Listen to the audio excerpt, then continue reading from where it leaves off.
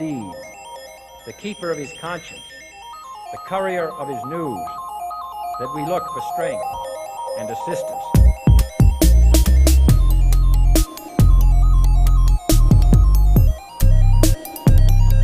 Without debate, without criticism, no administration and no country can succeed, and no republic can survive.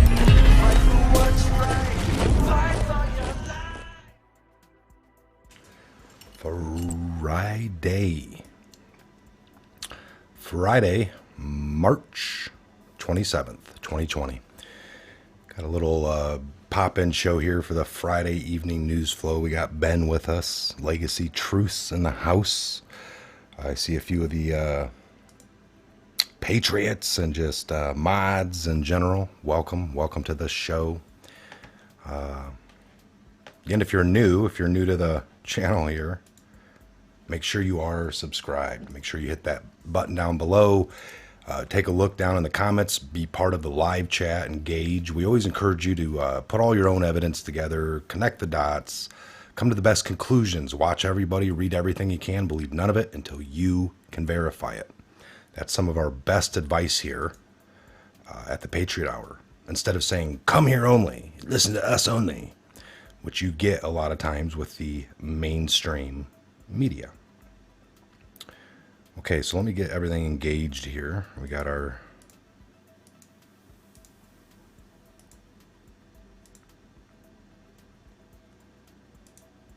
ticker here going on. That's going to be 4, so okay. I want that to be 1. Do it again. All right, without further ado, let's get our panel on. Ben, what's going on, brother? How we doing? Wonderful to be here for round 2. A little bit of round 2, and it's very important because we got lots of information coming out all the time, don't we? We do, and what a great night for just sitting down. I know you guys are with us already. I'm seeing over 400 of you guys watching right now. This morning show, great show. Love talking to the other veterans, Woodman and Greg and those guys, and really just been bouncing back and forth like probably a lot of you guys out there on today. We feel like it's rolling into the weekend, and usually Fridays is usually really this time of the evening. People are out. It should be good weather outside. I mean, people are doing lots of good things these times, but now you're inside. And so we're just trying to keep you guys up to date with what's going on, really. And yes. Got the Woodman's in the house. What's up, you guys? It's over there, not in the house. He's in the chat there. A bunch of you guys doing all kinds of fun stuff today. So we're just kind of looking at some headlines here. Share a few with you. Mm-hmm. I'm seeing Michigan's Democrat governor. What's her name? We were just talking about her earlier. Oh, I don't know what she had came out and Gretchen said. Whitmer? Is it Gretchen Whitmer? That's what it is. Gretchen something. She threatened all doctors and pharmacists to prescribe or dispense that hydrochloroquine that we were talking about for the coronavirus. Mm-hmm. I guess that's for malaria more so, but hey, it works. Well, yeah, it's a vaccination they have for one that could possibly hinder the other, and we know it's they call it FDA deems it deemable for mass consumption. I mean, we saw this last time Trump was addressing the nation. He was like, "Yeah, just put stuff out there. I mean, we got to test this stuff. This is for the nation, not just for those who are dying." And it's like, "But they are dying." No, this is a vaccine. Yeah, so they've been playing with these things for a long time. I don't believe in forced mandatory vaccinations. The same governor here in my state, in Michigan, they're following along suit with a lot of other states and starting to look at shutting their schools down for the rest of the year. Yes. And implementing some type of online program.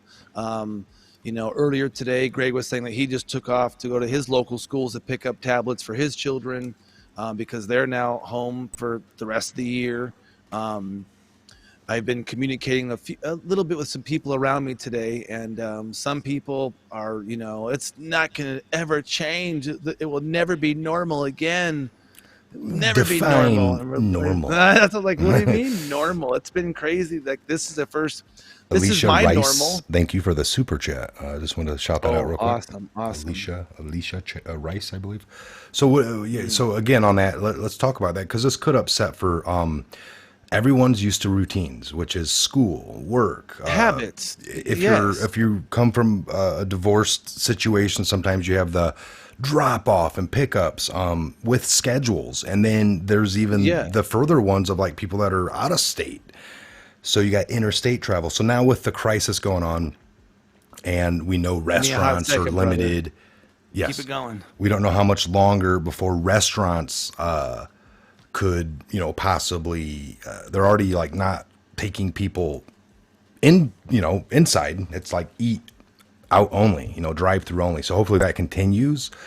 But if you do have to travel several states or, these people that are out on the road, I know we were talking about Scott. He just recently went down to Texas.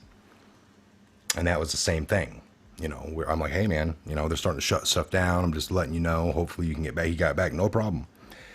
But some of that happens right around you, and you can't control it.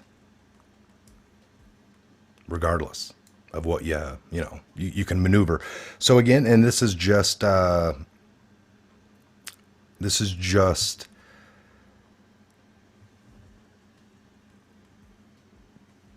something you have to deal with. Like we said, it's not deal with, but it's happening all around us, folks. Shutting down of things. Can you move? Now again, it's just a recommendation. That's why I paused there. I was trying to come up with a word, but Ben had said it earlier perfectly. It's a huge just recommendation, and you're still, but if things are, if a business chooses to shut down, that's what I was talking about, people having to possibly travel. Scott just got back from Texas, and we were kind of, hey man, things are shutting down. Business has to function for I hope you can get gas. Yeah. Yes. And it's all still there. Actually, we were talking about things thriving. What were you talking about? Local numbers out of your particular food place? So obviously, we all go to our grocery stores, and for some of us, our grocery stores are a little bit more personable than others. I happen to have a cordial relationship with the deli manager where I shop at. Why? I get lots of deli meats and whatnot. Anyways, he was just telling me that he had got back from a corporate meeting of sorts, via online or whatever. And he said they had record sales for the first week, if we remember, when all the toilet paper was mysteriously disappearing from the shelves and people really started hitting it. That first week, my local grocery store profited $1 billion in 1 week. Now, to be fair, they bring in a few $100,000 a week in profit, couple $100K already. Yeah, I mean, so it's a fairly large, functioning grocery store that has good profits and it's healthy, right? So if they were 10 times, they'd be, 10 times better off. I thought I heard him wrong. I was like, "Are you sure $1 billion?" He says, "Yes, $1 billion." So it's like 100 times. It was like a lot of people were coming out of the woodwork to do. Yeah, so it's like, obviously Johnson & Johnson. These guys make everything from toilet paper to disinfectants to everything. They're hitting record stuff. So, I mean, obviously we know during war, those who make bullets and the bandages profit the most. We see this before. But, when you say, like you said, traveling back and forth, families got to get together. What about, your work? You can't telecommute anymore. You got to come in and do this. What do? It's not normal anymore. And we said before, when you say normal, what are you, what is normal? I think I can relate with people. I'm not that out of touch or off on the moon. I guess they were talking about right before all this, like you're able to move around freely, because this is definitely not even, if we were already ramping up, we had a little bit more freedoms 2 weeks ago than what we do now. It's like, well, no, you can still do this. And the sense of normal is, well, I'm not believing in it. I'm moving around normally, but the things I normally do, which is go to this bar, maybe have a drink, maybe, talk with these people. That's not happening. So that's their sense of normal. And that is disrupted right now. Football is not on. So there's that normal. Definitely not normal. You know what I'm saying? So we get you folks. We, and it's not so much the people here, but the general consensus of that term. When are we going to get back to normal? It's almost like It's almost like the growing pains of we're growing into something different now. There's going to be something different, no matter what comes out of this pandemic. Whatever happens, the outcome will always be, at least, we will never be the same again like 9/11. Yeah. This will forever change the face of how people view one another. The last couple of weeks, I've been out maybe once, twice vaguely, and I'm seeing parents with their children all gloved up, don't touch. So they had X's of 6 feet apart because of CDC. And I mean, Ooh. it was you could park at every other parking spot because they had a cone in each park. I mean, dude, it was crazy. Exactly. All right, we're gonna break into that real quick. I had I just saw somebody say new Q post, not another 4-year election. We've seen that before, but this has got a little link to it. It's actually pretty cool. Let's hit them up, brother. Let them. So here we are, post 3904 on the fly here, 4:58. I'm gonna zoom on in here. Okay, so we got 4:58. This is not another 4-year election, but I click that link and we're gonna go to this Twitter feed. We get Ben's audio clicked in. There it is. Awesome. This is So huge. this is huge. RIP Federal Reserve. This is huge. Rip. This scheme essentially merges the Fed and the Treasury into one organization. So meet your new Fed chairman, Donald J. Trump. Come on, Finance people. Yahoo News. This scheme essentially merges. Let's So just listen, check you guys, this out. Okay, let's just to delve into a little bit of information. To the March bone, 27, to the 2020, Bloomberg, he didn't want to report on that. The Fed's cure risk being worse than the disease. Ooh. Go ahead and read that first little The couple economic paragraphs. debate of the day centers on whether the cure for an economic shutdown is worse than the disease of the virus. Similarly, we need to ask if the cure of the Federal Reserve is getting so deeply into corporate bonds, asset-backed securities, and commercial paper, and exchange trade funds is worse than the disease of seizing financial markets. It may be, people. In just these past few weeks, the Fed has cut rates by 150 bias points to near zero. And by the way, on a side note, we're back at like Obama rate era now. So you know it's getting They bad. cut when them it to comes zero. them. Yeah. Anyways, so the central bank also announced a $1 trillion a day to repurchase agreements on and unlimited quantitative easing. Remember that? Remember quantitative easing, people? Remember quantitative tightening? Yeah. Okay. Which Stranglehold. includes a stranglehold, yeah. Which includes a hard to understand $625 billion of bond buying a week going forward. At this rate, the Fed will own 2/3 of the Treasury market in a year. That's Wow. crazy rates, by the way. Owning the whole entire market and 2/3 within 1 year. And we're talking now it's trillions, so it's interesting. I see all these sixes everywhere all the time now. It's interesting. But it's the alphabet soup of new programs that deserve special consideration, as they could have a profound long-term consequence for the functioning of the Fed and the allocation of capital in financial markets. Specifically, these are CPFF, Commercial Paper Funding Facility, buying commercial paper from the issuer, PMCCF, Primary Market Corporate Credit Facility, buying corporate bonds from the issuer, TALF, Term Asset-Backed Securities Loan Facility, funding backstop for asset-backed securities, SMCCF, Second Market Corporate Facility, buying corporate bonds and bond ETFs from the second market. And then you got the MSBLP, Main Street Business Lending Program. Details are to come, but it will lend to eligible and small, medium-sized businesses, complementing efforts by the SBA, Small Business Association. To put it bluntly, the Fed isn't allowed to do any of this. The central bank is only allowed to purchase or lend against securities that have government guarantee. This includes Treasury securities, agency mortgage-backed securities, and debt issued by the Fannie Mae and Federal Mac. Freddie Mac. An argument can be made that can also include municipal securities, but nothing is in the laundry list above. So how can they do this? The federal finance a special purpose SPV for each acronym to conduct these operations. The Treasury, using the Exchange Stabilization Fund, will make an equity investment in each SPV and be in the first loss position. What does this mean? In a sense, the Treasury, not Fed, is buying all these securities and backstopping of the loans. The Fed is acting as a banker and providing financing. The Fed hired the BlackRock Inc. to purchase these securities and handle the administration of the SPVs on behalf of the owner, the Treasury. In other words, the federal government is nationalizing large swaths of financial markets. The Fed is providing the money to do so. BlackRock will be doing the trades. The scheme essentially merges the Fed and the Treasury into one organization. So meet your new Fed chairman, Donald J. Trump.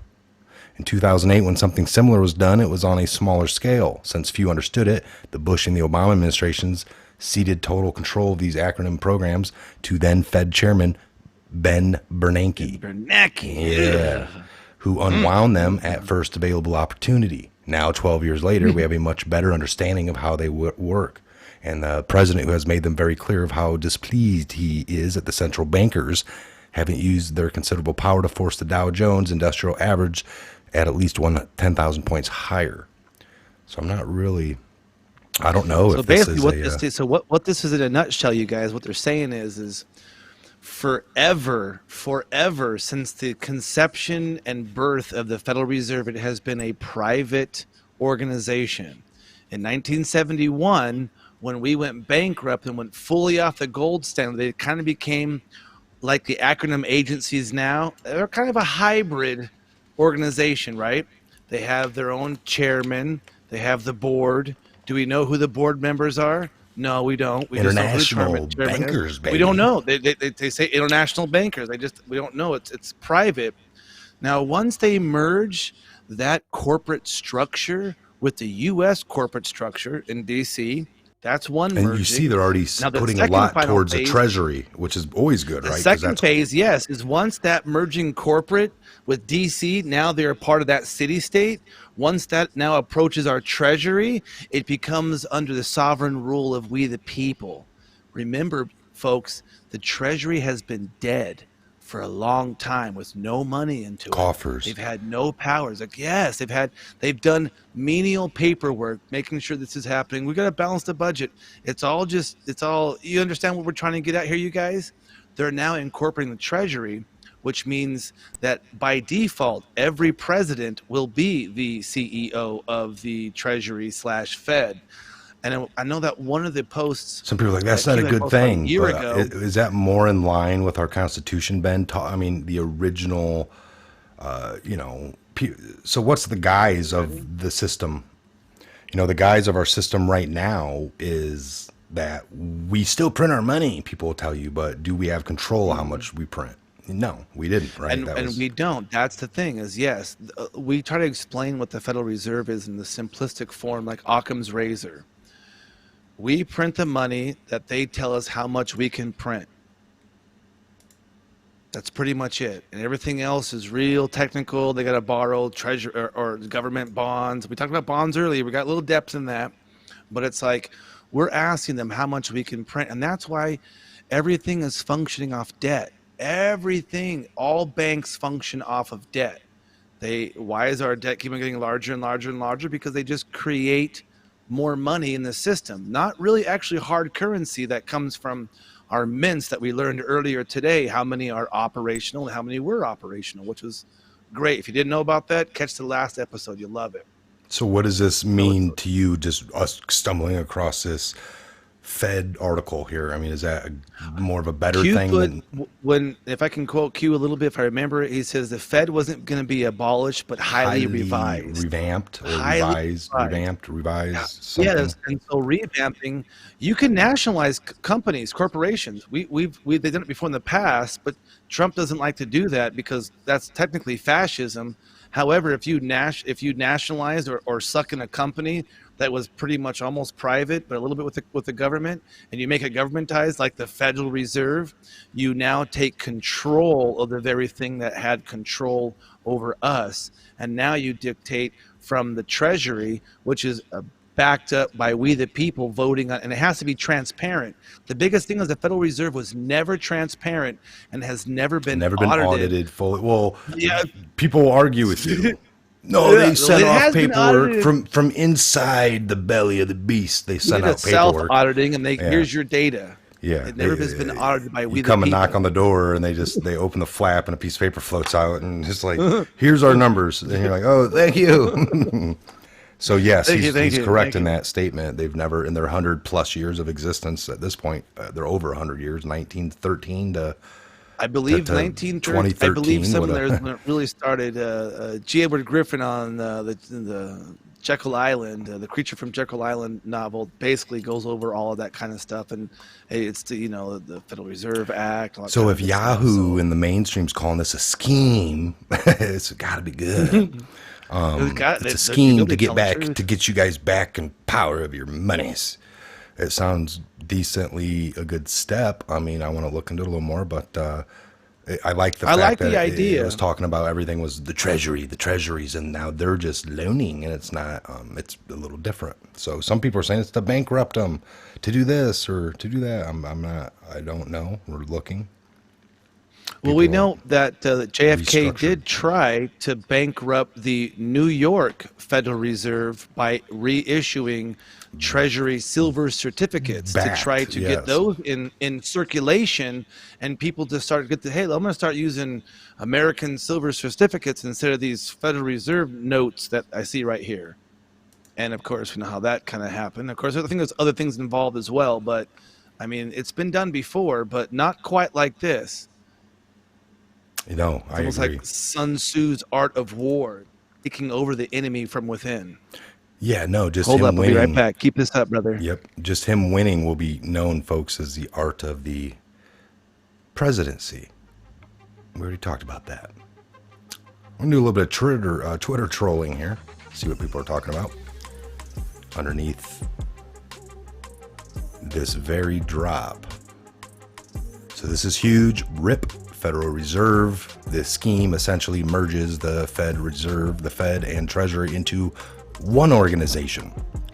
So now meet your new Fed chairman, Donald J. Trump.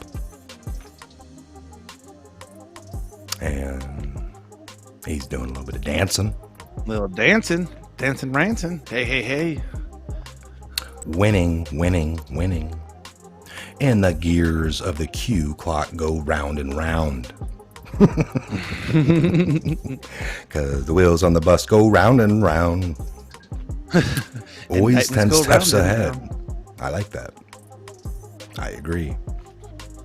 Pragmatic. Q is down to only 2 dots now. The countdown to unsilent public war is getting closer. So this guy's onto the dots. Very 5 dots, very 4 nice. dots, 3 dots. Dr. Russell McGregor. You know what's up? Why would a prison ship be near New York? The USNS Watkins, one of the U.S. government 16 ghost prisons, is off the New Jersey coast right now. Uh-oh. Don't say we didn't warn you. Don't say we didn't warn you, people. I'm just saying. Damn.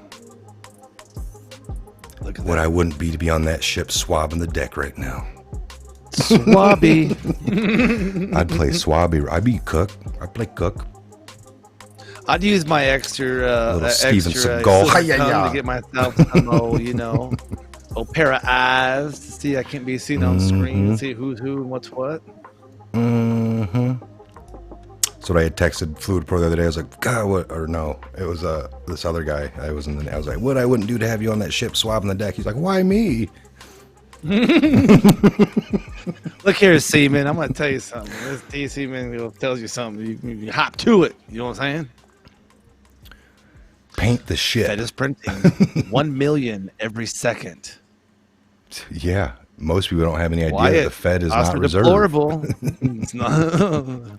Owners get a cut paid to them on money created out of thin air, and they print it $1 million every second. Think about that. See, you guys? See, he knows what's up. Good morning, Patriots. It's all crumbling. It's the ISIS the wall coming down. Glass house. Glass ceilings. Wow, Q sees all, doesn't he? Almost instantly as I sent the tweet, this is not another 4-year election. I 100% agree. Never thought I'd be Q'd. It is an honor. We fight as one. Nice. There you go, buddy. Definitely. Retweet it. Get it going. Couple of happy Patriots I see here. Patriots in the Netherlands supporting and honoring. Fight against the hidden enemy. Did Trump just go issue a go command? Invoke Uh-oh. P. Timestamp of Trump tweet was 11:29. If we mirror the timestamp, it is 29:11. If we search Q for 29:11, we find all the go commands. The go commands reference the owl. Q has tied the owl to the P in Q 1413. Ooh. You know what? The W and the P. Ooh. Wonderful little nugget of juiciness here for y'all today. Invoke Control P scroll. means Defense Production Act. So Trump tweeted that today. Uh-oh. It's getting deep. Getting real deep. It's getting wig splitting. It's getting real wig splittish. Why, Q? Because of this? Yes, that's exactly what it's from. There you go. That is exactly the depiction. That this is exactly what we're fighting for, people, our children. Right there. Right there. Look at that.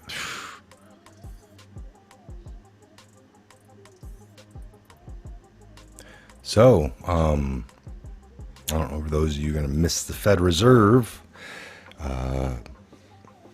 I like my government Kiss to them be goodbye. small and transparent, y'all. And stay within that 10 square miles. You know what I'm saying? What a great little show. We just jumped in. We right, give you some truth, and here we give you a We give you a whole bunch of gravy. whole bunch of that gravy. You know, sometimes you're on the Yeah.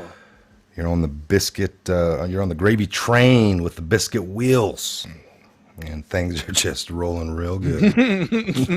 Gotta have that gravy to grease the biscuits now. Gotta watch out for them curves. You don't want to, topple that train and have a gravy mess everywhere of truth. But it's got to be strategic. It's gotta Bear, be well Bear. I guess planned. what is Trump on now, you guys? Now, is he doing another address right now? Is Trump on right now? If he is on, it'd be a nice little time to see what he's talking about and see what's I think going he on. was on. Let's see if we get some By the feedback. way, well, we got almost 1,000 of you guys here right now. This August, 14th and 15th, Patriot Fest. I know Fluid You Core is guys going to drop need that. to be there. It's going to be Or face. awesome. Awesome. Yeah, Gorilla, if you're up in here, I think you are. Yeah, facing you guys. What's a quick lineup? What's planned for Friday night? Ben. Well, I mean, Well, Friday night we're going to be getting there. How much does this Obviously, it's cost gonna me, be by the way? streamed. How much do I have to pay? Oh, it's going to be free, good sir. And by the What? way, you can bring everybody who they know and you know, and it'll be for free, What? open to the public. Yes. Free entertainment. We got some a couple really good things happening. Obviously, we were talking about JT Wild. It's going to be tentatively reserved for the Friday night. Nice little music jamming, camping. There's going to be a fire afterwards. I'm bringing my Dancing. guitar, mandolin, all kinds of fun. Bringing my dancing shoes.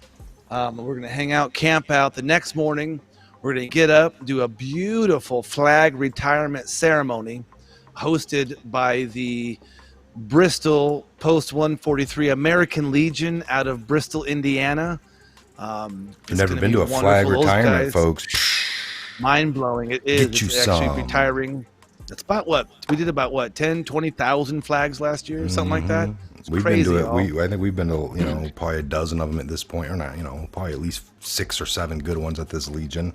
6, 7 years And worth. after the retirement, Mike and I and a bunch of other Patriots and are going to hop into the old Patriot mobile, and we're going to do a huge biker ride. There is a Patriot Riders are going to be coming and help provide support for the actual flag retirement. And they've been doing about 9 years. Last 9 years they've been doing it. Huge ride, 60 miles. We're going to be on it. Whole time streaming with you guys. Be on there, come back. And we're even still trying to work some maybe VIP places for some people. We don't know. This is still going to be so awesome, you guys. All of you guys are VIPs. Yes, we are working on some extra stuff. It's just, hey, everything going on. It's like, it's kind of slowed. And if you are going to to come, email. I want you guys to email us like, hey, we are coming. We're kind of giving a little bit of hey, we're going to be there. Plus, it will also give us a chance to. We try to get out every couple of months a newsletter to let you guys know what's going on. Are they talking? You guys are talking about no sound. Trump's on Fox, but no sound right now. I'll bring them in if I can find them. Let me see here. But yes, the email is patriotsfest2020@gmail.com. Email the show here. Email Mike and let him know and the team here. Hey, we're going to be there. Me and my family are coming. Can we camp? What's going on? We got plenty of parking. There's going to be food. There's going to be vendors there. So you're not going to have to go far for much of anything. You're pretty much going to stay the whole entire time.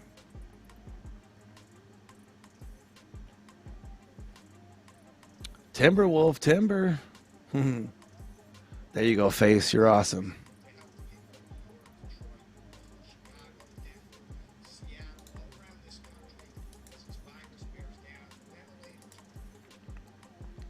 So again, we're just what we're keeping an eye on here, folks, is the initial corona map with the indictment map, the initial to this to just it's astounding. We know the numbers per state, so be interesting. All right, they are talking right now. I got it kind of right here pulling up. Let me see.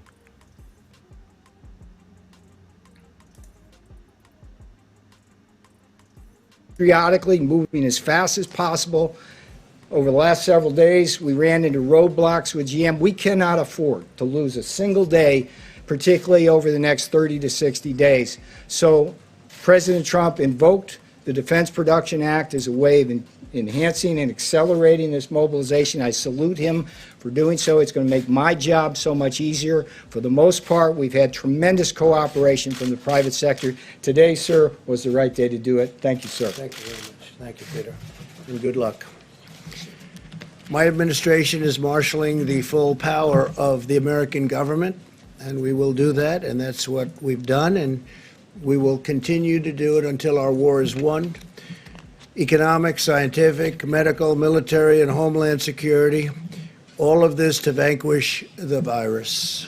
We are working to sign contracts immediately with the major ventilator companies in the country, including GE, Philips, Medtronic, Hamilton, Zoll, RedMed, Hillrom, and Vyaire. These are all companies that do this, great companies. The FDA will be reducing and waiving unnecessary regulations in order to get this done. We're going to be getting rid of certain, let's say, barriers to speed. We want them to get it done quickly. They've been doing it for a long time. They've been making ventilators for a long time. Hopefully General Motors will join in the fray. Under the normal condition that you would be, regular times, 29,000 ventilators are distributed in the United States each year. In the next 100 days, well, first of all, we've already delivered thousands of them, but within the next 100 days, we will either make or get in some form over 100,000 additional units. And I guess to put it in other words, in the next 100 days, we'll receive over 3 times the number of ventilators made during a regular year in the United States. And that doesn't include all of the thousands and thousands that we've given to the various states, a lot of them. We delivered thousands, as you know, to New York, and they didn't know they got them. And then we also had thousands put in a warehouse, and that was also for New York, and they just found out that they were there. So we have to make sure that when we deliver things, they get distributed. Earlier today, I spoke to the CEO of Boeing, Dave Calhoun, and Boeing will be producing and donating face shields to help our medical professionals on the front lines. These are actually pretty intricate in terms of the plastic and the quality of the materials. They're important. They've got to be top of the line, and they're going to do thousands of these a week. They've already tested the production, and they're ready to begin producing all of these shields. That's the plastic shields that go over the face. Well, Boeing is also offering us the use of their, what they call the Dreamlifter cargo plane. It's the largest plane in the world, and this is sort of a picture of it. They called up just a little while ago, and that can sort of take anything. That's the biggest in the world, and they're letting us use that for the distribution of product all over the country, especially the heavy product or large quantities of product.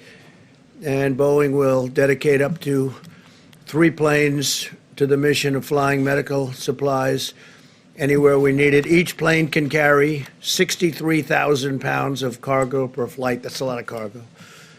I also signed an executive order giving the Department of Defense and Department of Homeland Security the authority to activate the Ready Reserve components of the armed forces.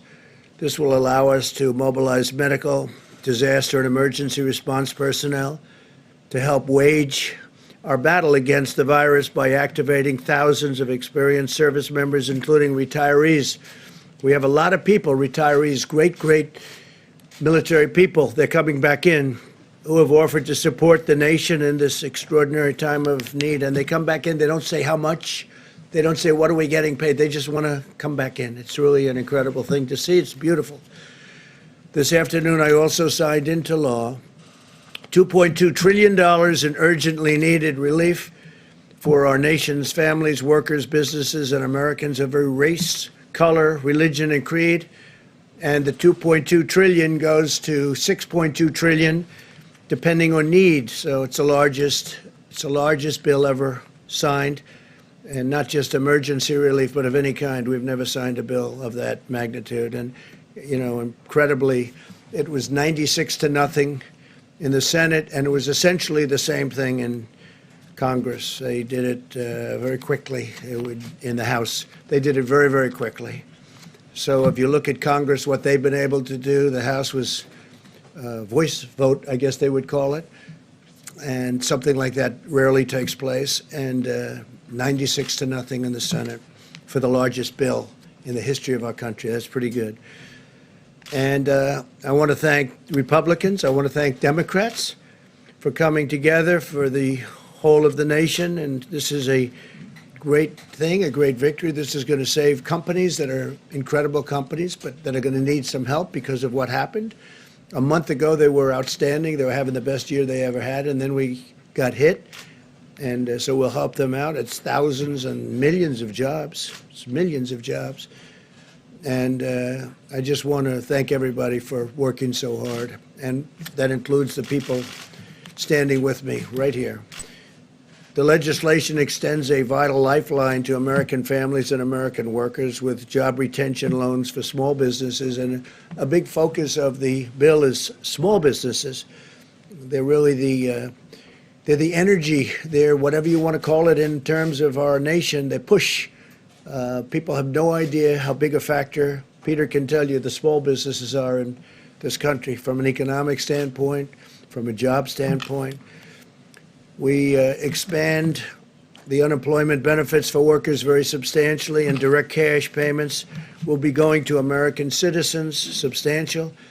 This legislation also provides a massive increase in funding for hospitals, for the Disaster Relief Fund, and critical supplies, including masks, respirators, and pharmaceuticals of all types.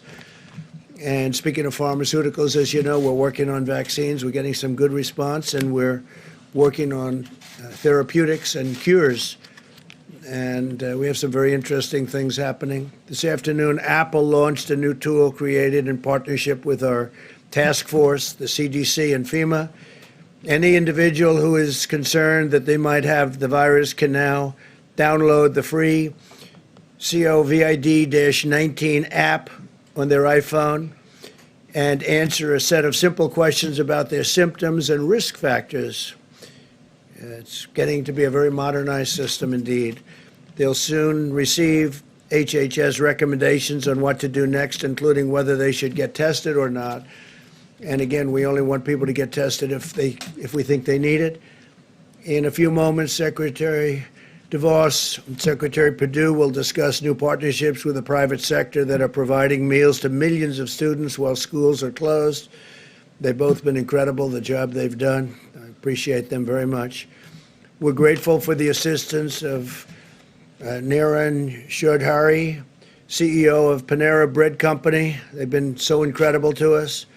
And to the people of our country, and Denton McLean, chairman of McLean Global Logistics, and they've joined us. They're on stage with me. They're going to speak.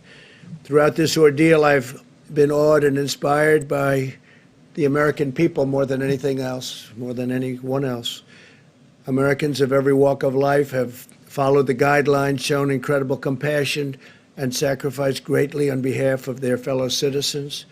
I want every American to know that their selfless and heroic actions are saving lives, and I want them to know, and I've said it before, that I'm very proud to be their president, very proud of the American people. My administration is actively planning the next phase in an all-out war against this horrible virus. We're now testing nearly 100,000 patients per day, more than anybody in the world. And we've now, as of even a couple of weeks ago, tested more than any other country in the world.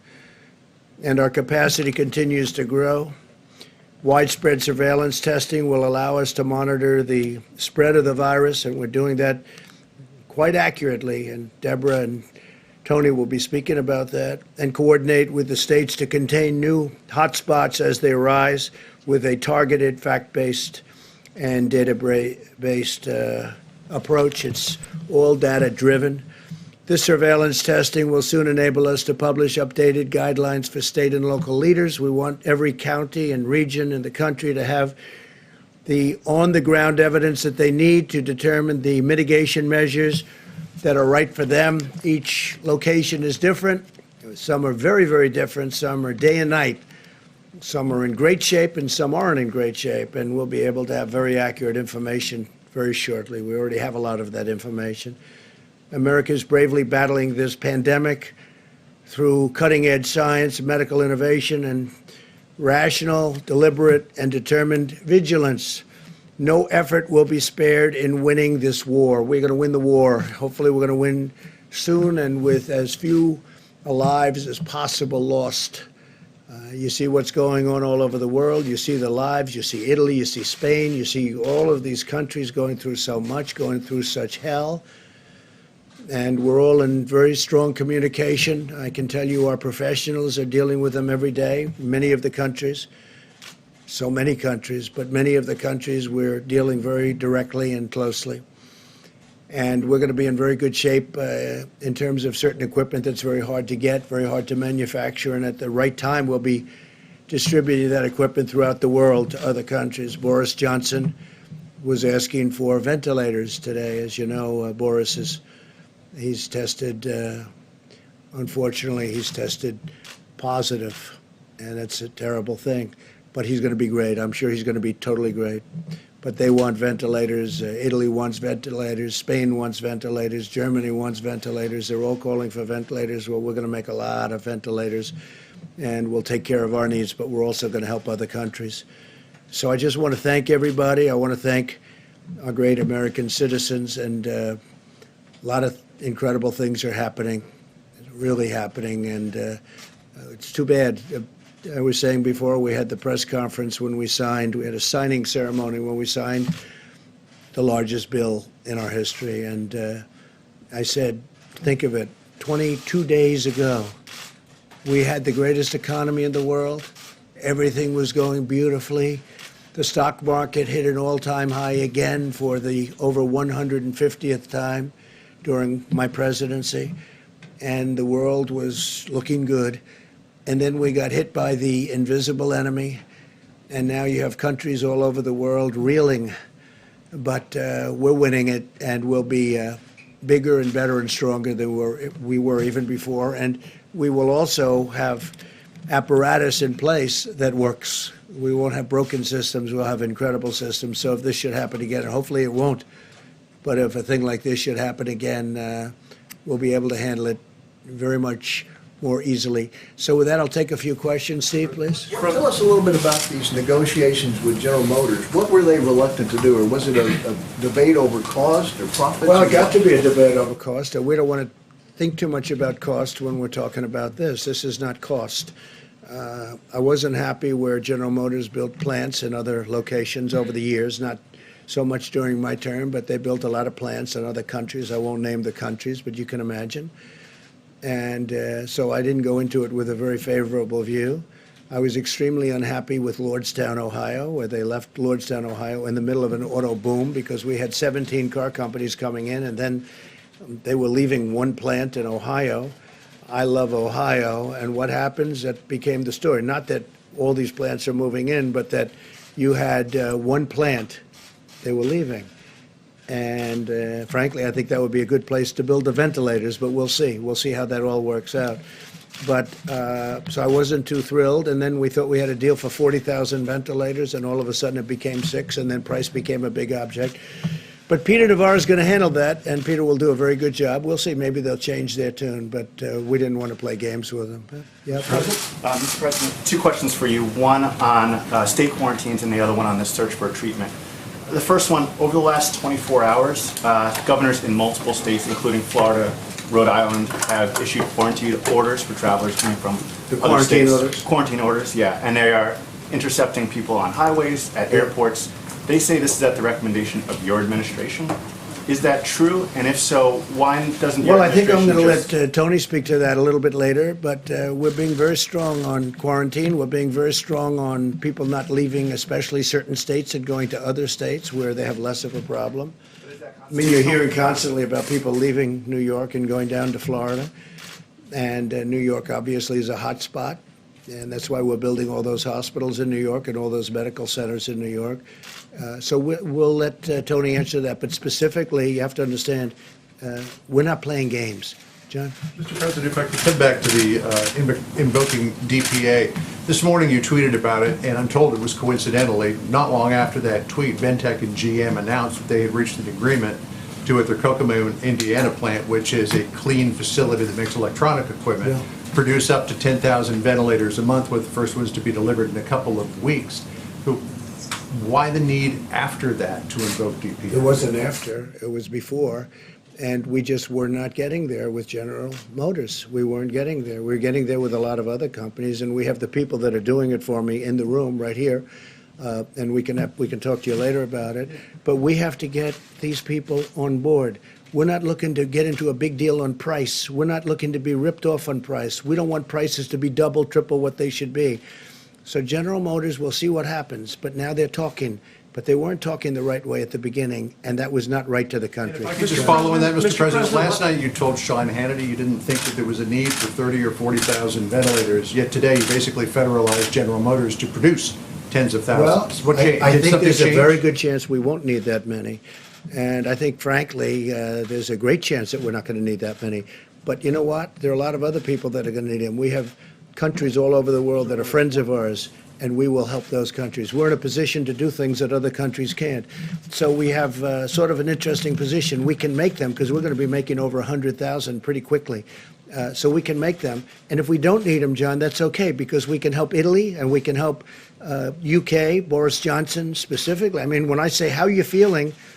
And the first thing Boris said to me is, we need ventilators. So surplus will be Oh, sold absolutely. We're not going to be keeping her. All over the world, they want them, and we're in a position to make them, and other countries aren't. Okay? Mr. President, if I first can follow up on that, Governor Cuomo had said 30 to 40,000 ventilators is what he needed. He based that on the experts that were advising him. What are you basing your assessment that he doesn't need that many on? Well, if you look, and I think you can ask that question best of Deborah, but I think their estimates are high. I hope they're high. They could be extremely high. We're doing even hospitals based on pretty high estimates. I'm doing them anyway. And as I told John, if we do not need them, that would be wonderful. We can help a lot of great people all over the world. We can help them live.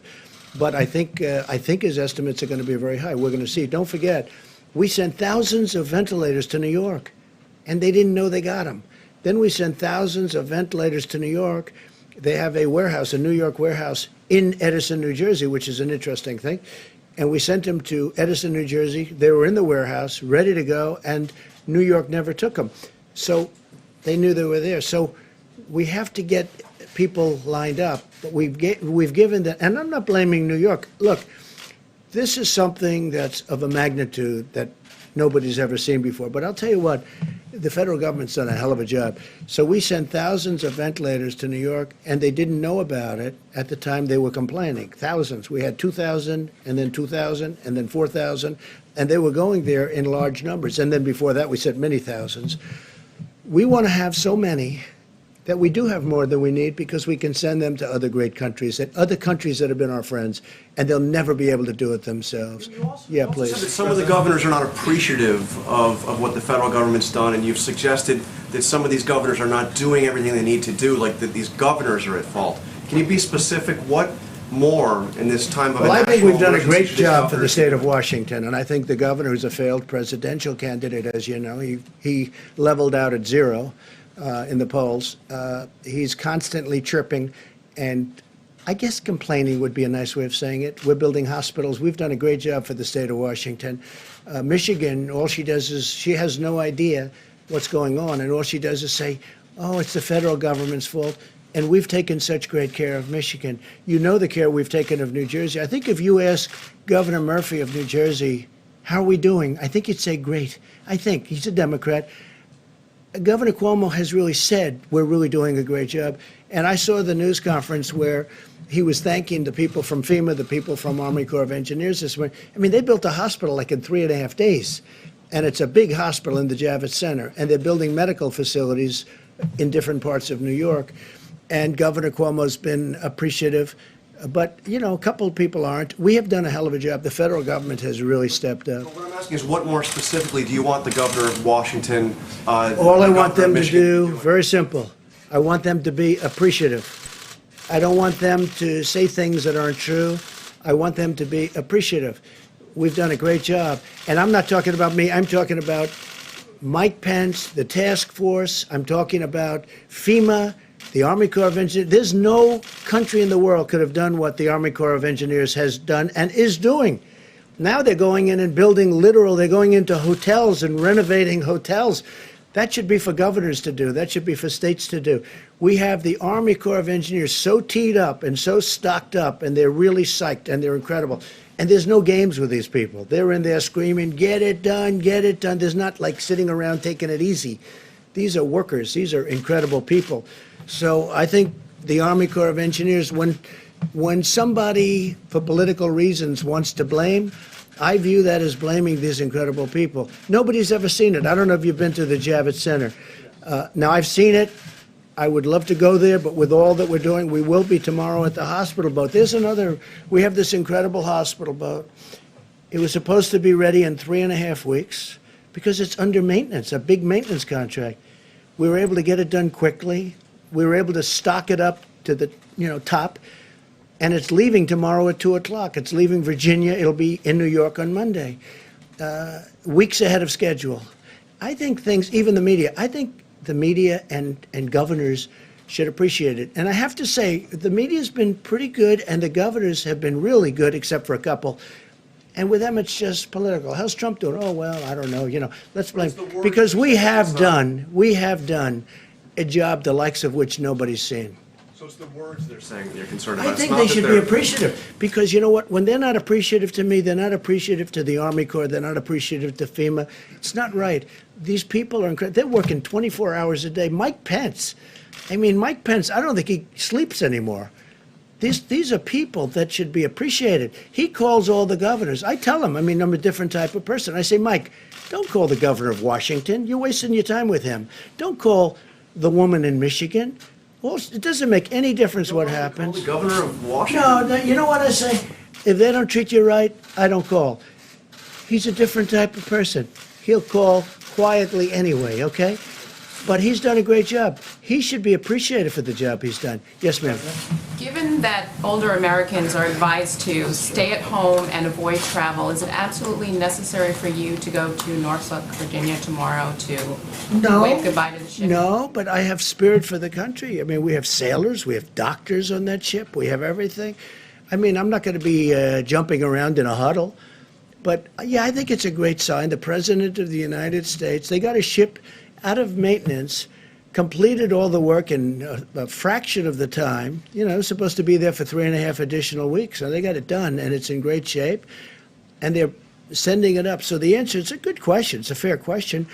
I just feel that as the leader of our country, when they can do work like they've done, and they've been working all day, all night, medical supplies, everything, loading up that ship, I don't think it's the worst thing in the world. It's right down the road practically, right, Virginia. And I think it's great if I go to Virginia. I guess I can take helicopter or plane. It's like a tiny trip. And I think it's a good thing when I go over there and I say thank you. It doesn't mean I'm going to be hugging people, and it doesn't mean that I'm going to be shaking people's hands and everything. But I think it sends a signal when the president is able to go there and say thank you. So, you know, we'll be careful. Peter? Mr. President, on the stockpile of supplies for a pandemic, yesterday from the podium you blamed your predecessor, saying that when you arrived as president, you said, quote, "We took over an empty shelf." You've been president now for more than 3 years. Why didn't you and your administration fill that shelf? Yeah, I did. We did fill it twice. We filled it twice, and we've been distributing that for literally a year. So why are we We've in been this position, filling I guess out. Americans are Nice asking. question, Peter. Thank you very much.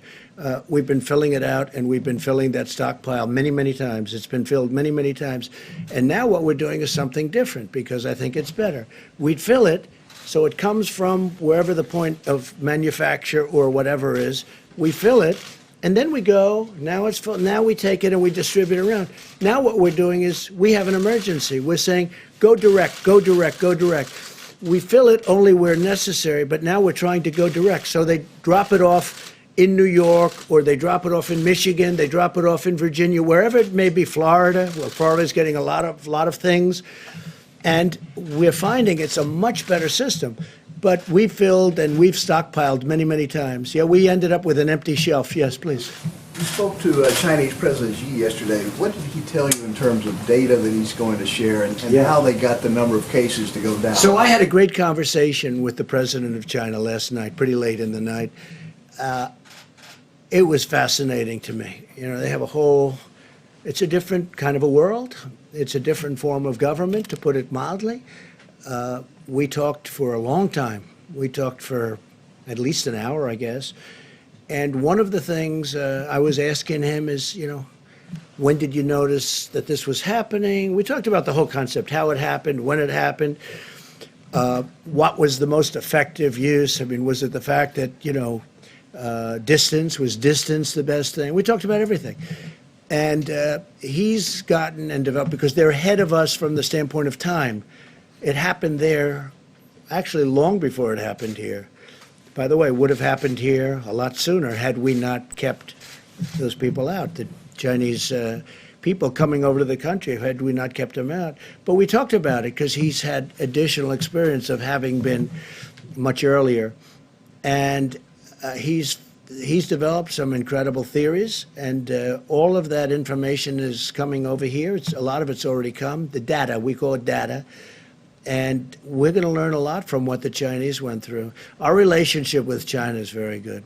We also talked about the trade agreement, but I must tell you, this whole invisible enemy has taken over the world. Nobody cares about trade. Nobody cares about anything.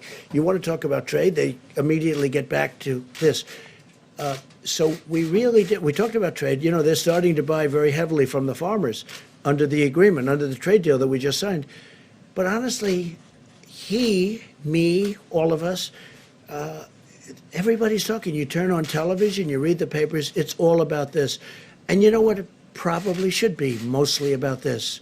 It's hard to talk about, hey, how you doing with buying from the farmers? They have started very, very large buying, as you probably have read.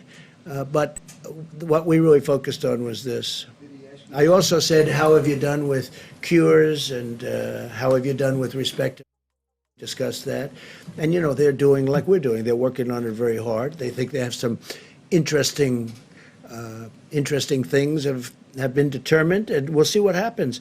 But we talked a lot about vaccine. We talked a lot about possible cures.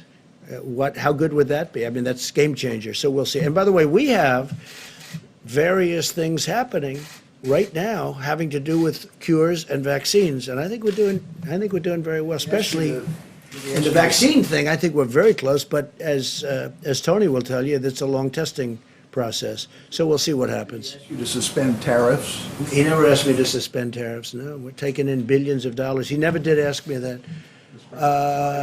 John? Mr. President, on Monday will be the end of the 15 days to slow the spread of the virus. Do you expect that you will simply renew the guidelines, or do you expect that there could be some modification to them? So, John, I'll be sitting down with this brilliant woman and this brilliant man, and lots of brilliant people that work with them, I think, right, Deborah and Tony?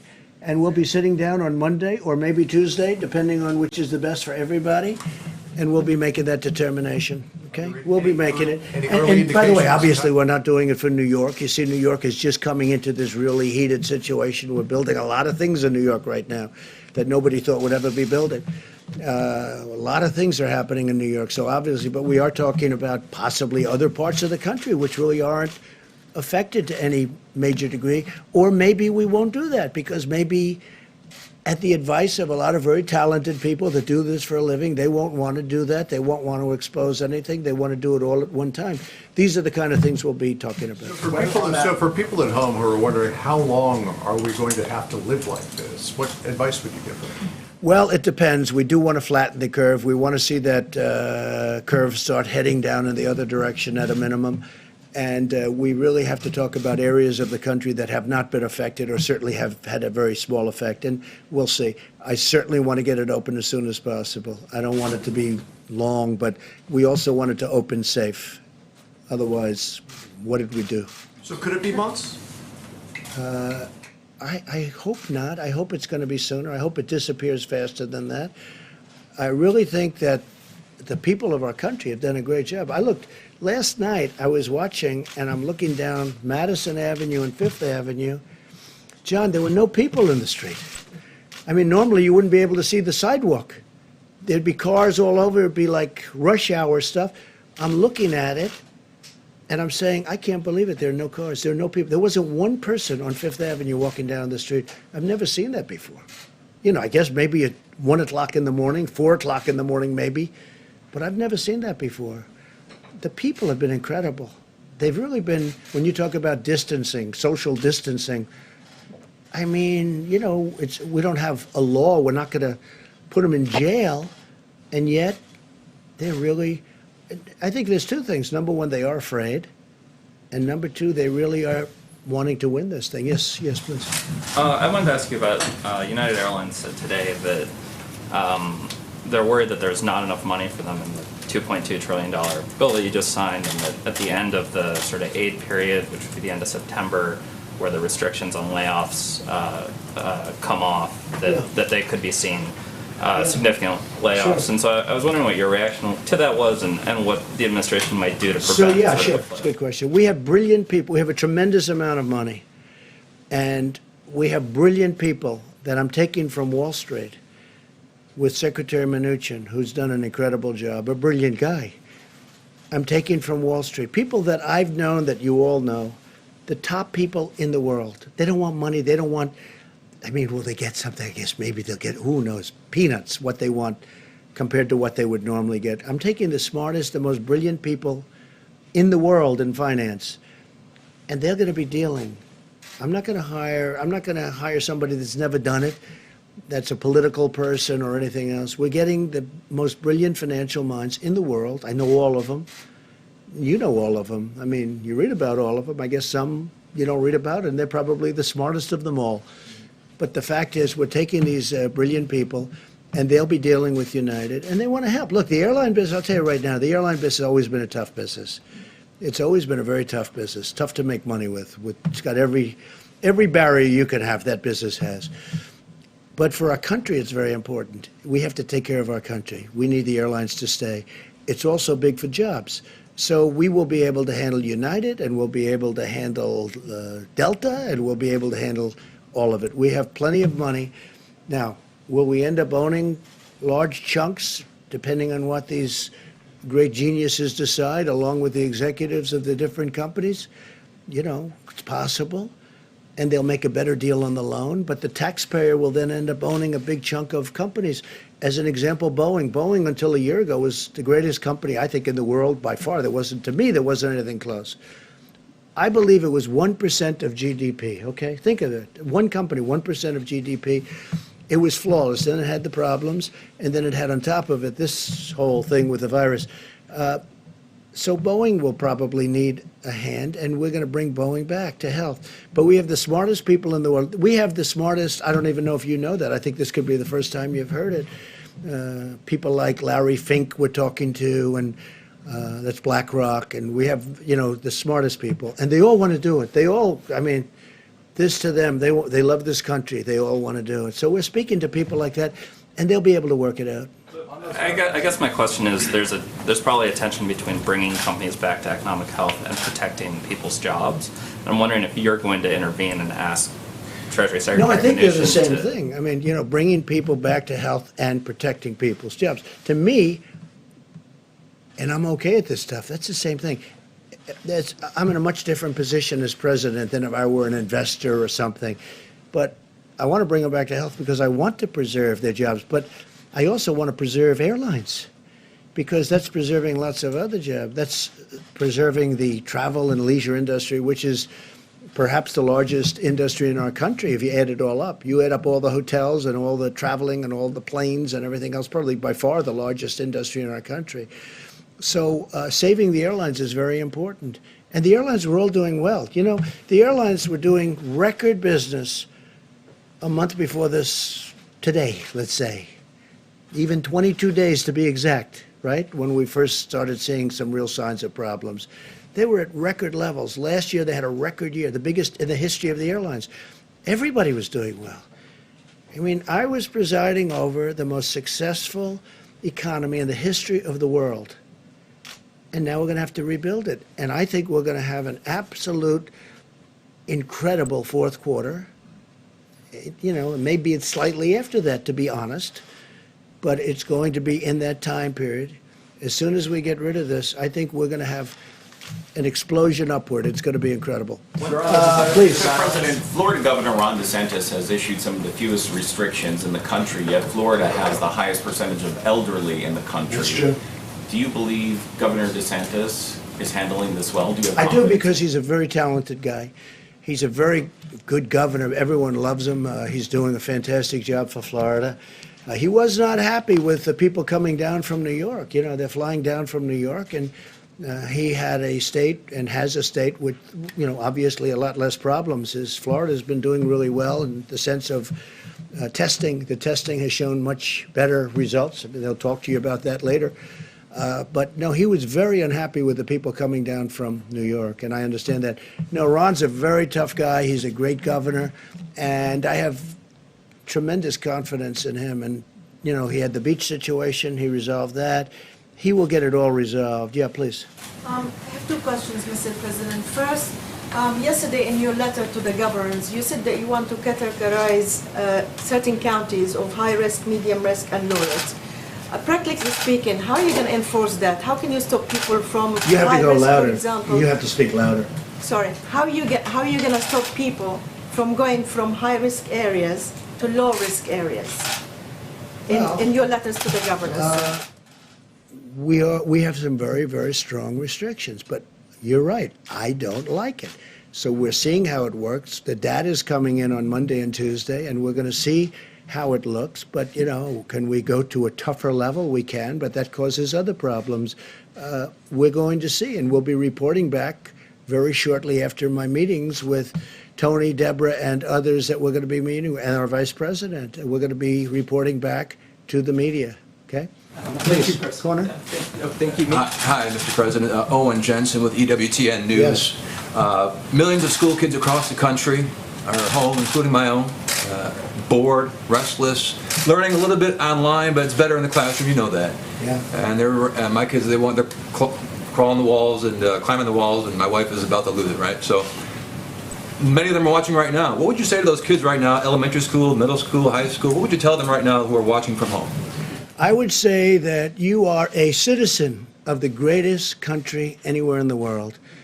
And we were attacked like nothing that's happened possibly since 1917, many, many years ago.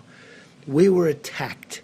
And we're winning the battle, and we're going to win the war, and it's not going to take, hopefully, that much longer. But we have to win the war. And I would say that they have a duty to sit back, watch, behave, wash their hands, stay in the apartment with mom and dad. They look like they're lucky to have you as a father. And just learn from it. But, you know, the young people have been tremendous. Some of them are very happy not to go to school. You understand that. Perhaps yours, perhaps not. But we have literally had no problem. But again, they should just sit back and be very proud of our country because we're doing it for them. You know, ultimately, we're doing it for them more than anything else, if you think about it. The other thing that's nice, and the one thing that has come out, and I learned this, again, it was reaffirmed by President Xi last night in my conversation, the young people are really, it's an incredible phenomenon, but they are attacked, successfully attacked, to a much lesser extent by this pandemic, by this disease, whatever they want to call it. You can call it a germ, you can call it a flu, you can call it a virus. You know, you can call it many different names. I'm not sure anybody even knows what it is. But the children do very well. It's almost the younger they are, the better they do. I guess the immune system is, sadly for some of us, their immune system is stronger. But actually, I'm very happy about that. But they have been attacked, for instance, the Spanish flu. And if you look at the H1N1, the swine, if you take a look at the swine flu, which was, as you know, not so long ago, that attacked very strongly young children, kids, middle-aged people, everyone. Age is a factor here, so your children should be in good shape. But just tell them to be very proud of the country, okay? Just to follow up real quickly, when does the risk become an acceptable one to allow people to go back to their lives? Maybe well, we're Dr. going to make that Fauci would- determination. And you're going to have something to do with that. And look, we're going to be guided also. You have some real strong feelings. The media, I'll tell you what, the media generally, I mean, I've impressed, a lot of the media has been fair.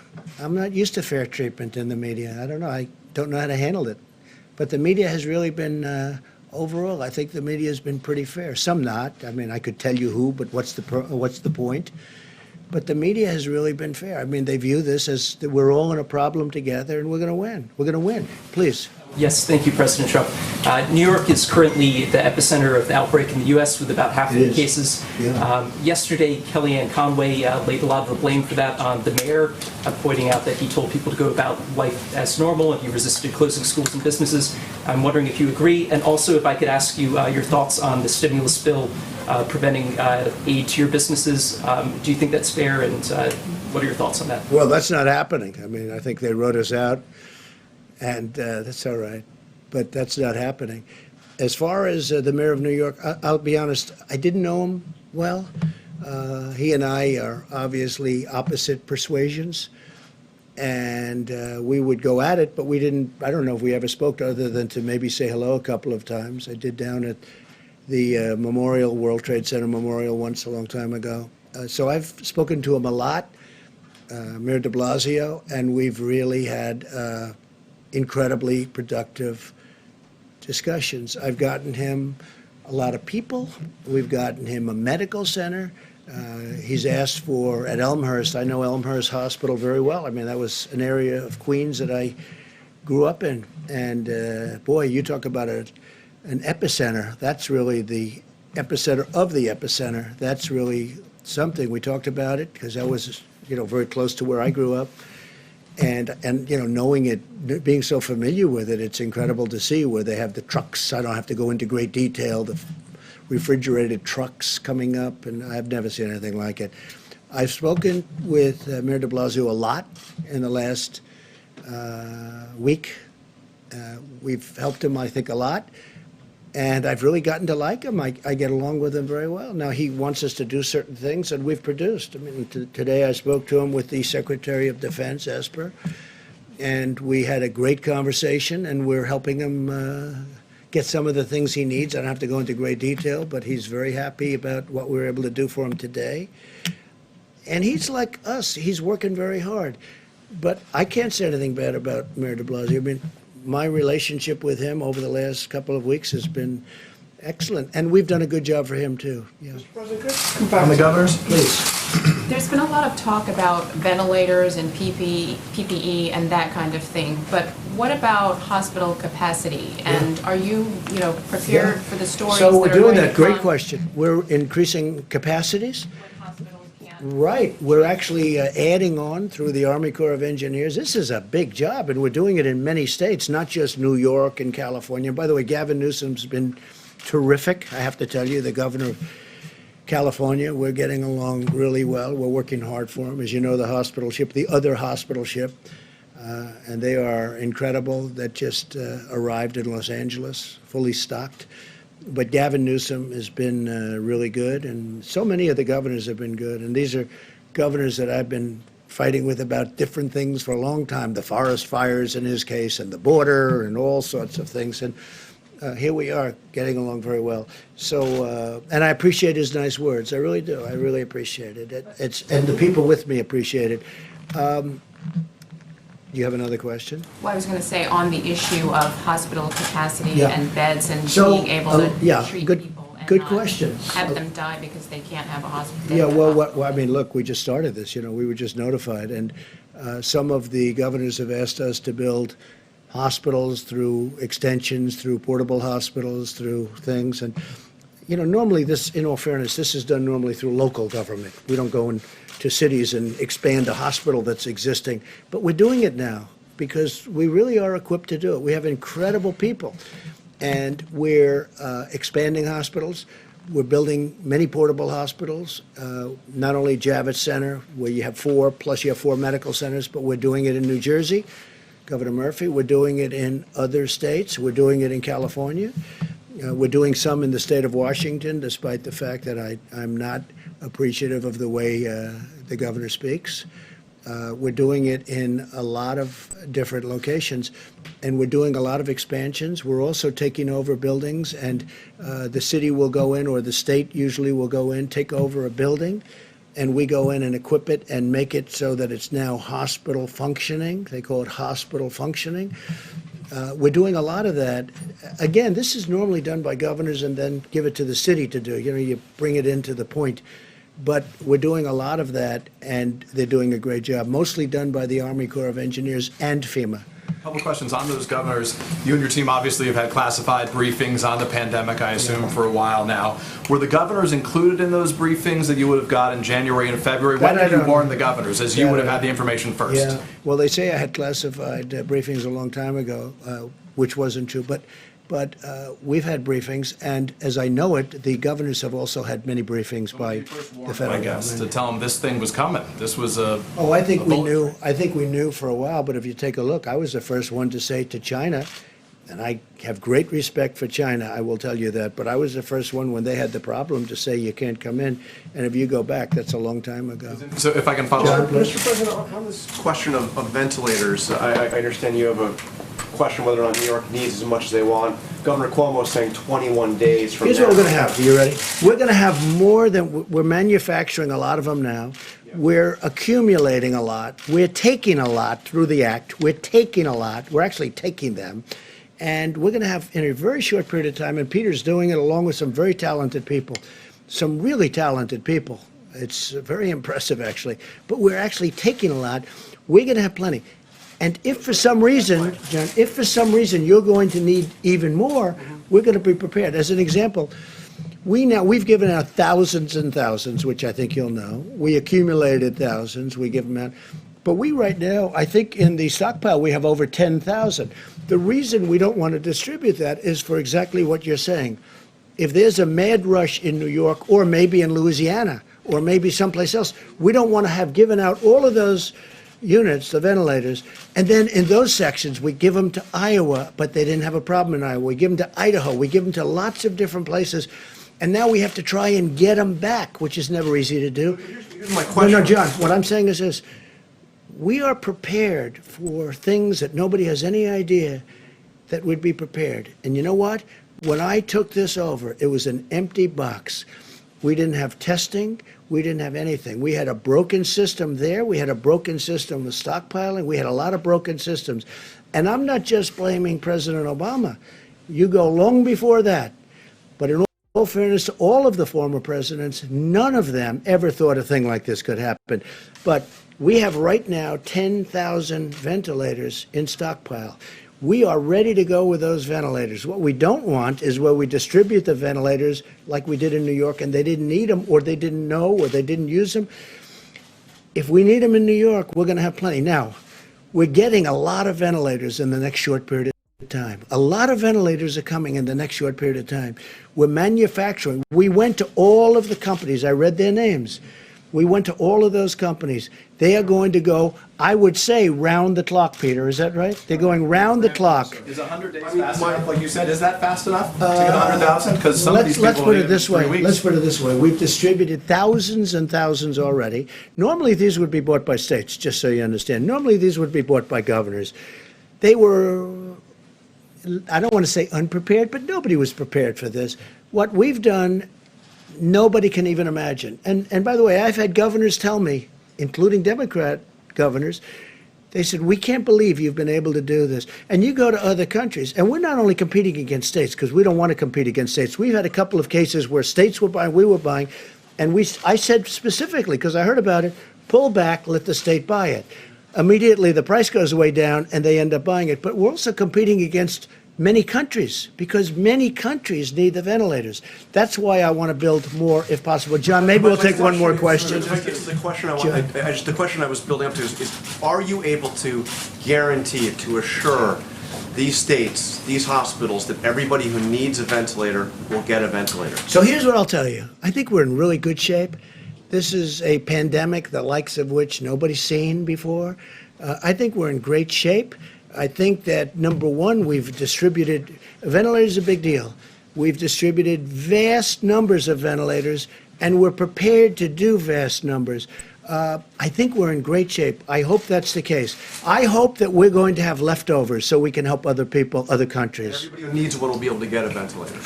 Look, don't be a cutie pie, okay? You know, everyone who needs one. Nobody's ever done what we've done. Nobody's done anything like we've been able to do. And everything I took over was a mess. It was a broken country in so many ways other than this.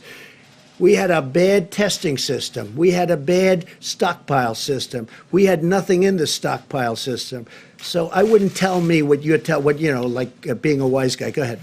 Mr. President, you signed a bill today the size of which could choke an entire herd of horses.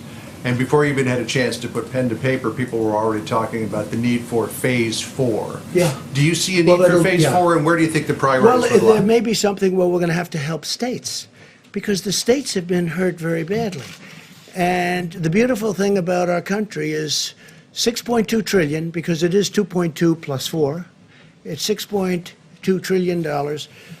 And we can handle that easily because of who we are, what we are. It's our money.